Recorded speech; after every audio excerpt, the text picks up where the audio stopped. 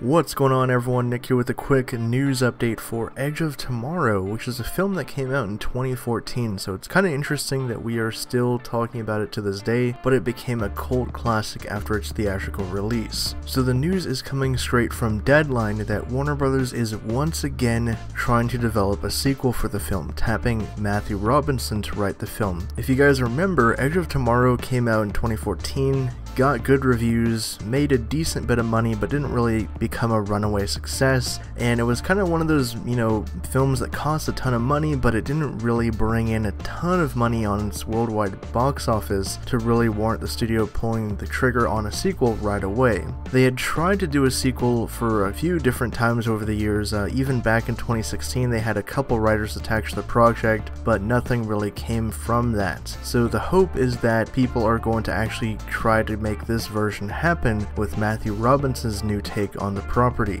The intention is to bring back director Doug Liman and stars Tom Cruise and Emily Blunt, who played the warriors fighting against vicious aliens invading Europe. So honestly, this is pretty cool news. I was a really big fan of the first film. I think it was, again, one of those movies that just comes out that nobody really sees when it actually is in theaters, but when they actually see it on DVD or something, they're like, man, I wish I saw this in theaters and supported it, because again, like I said, it didn't really make like a huge amount of money that Warner's was just like, okay, we gotta make, tons of sequels and spin-offs and things. It's obviously based off the Japanese graphic novel All You Need Is Kill. Kind of a funny thing that happened with it, when it was in theaters and stuff, it was called Edge of Tomorrow, but then on home video it was called Live, Die, Repeat. That was kind of a funny thing that ended up happening with the project. But what do you guys think about this news? Are you excited to know that Edge of Tomorrow might finally be getting that long-awaited sequel that fans have been waiting for? The original film really wrapped everything up nicely, but I am curious to see how they could tackle a sequel with the ideas that were introduced in the first film. For more updates on the Edge of Tomorrow sequel and everything pop culture, be sure to subscribe to HN Entertainment.